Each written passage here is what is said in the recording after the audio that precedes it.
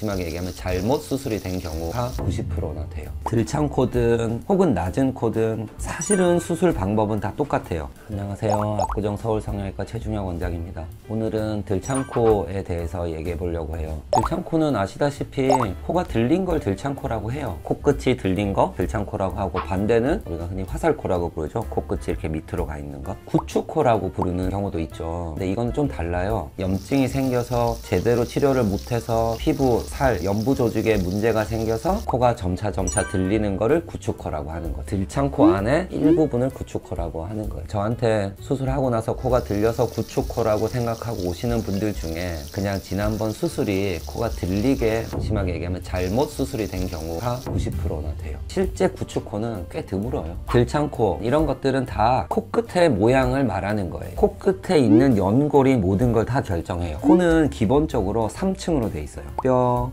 연골.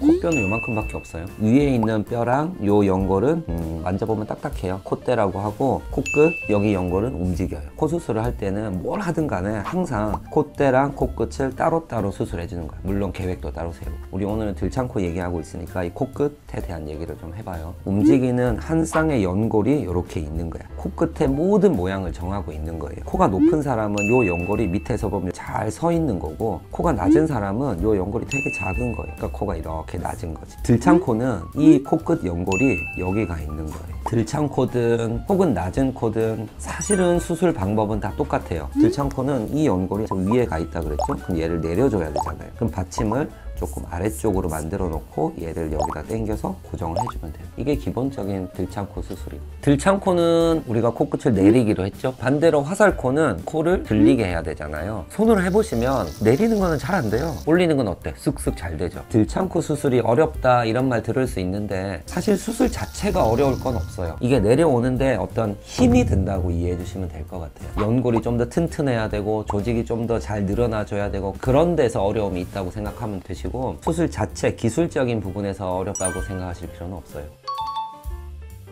대개는 그런데 코가 얼마나 들려있냐를 얘기하는 거잖아요. 당연히 들창코면 콧구멍이 많이 보이겠죠. 근데 코에 들린 정도는 정상인데도 콧구멍이 많이 보이는 경우도 있어요. 언제 그러냐면 여기 피부가 부족한 경우, 그런 경우에는 뭐 우리가 흔히 비공 내리기, 콧구멍 내리기 이런 수술을 하는 경우도 있어요. 코가 짧다 그러면 세 가지예요. 첫 번째는 코가 들리면 당연히 코가 짧겠죠. 또 하나는 코가 낮으면 코가 짧아 보여요. 또 하나는 그냥 짧은 사람이 있어요. 근데 대개는 들창코인 경우는 코가 낮은 경우가 많아요. 짧은 코라는 의미에 낮은 거랑 들창코가 같이 포함되는 경우가 흔한 거죠.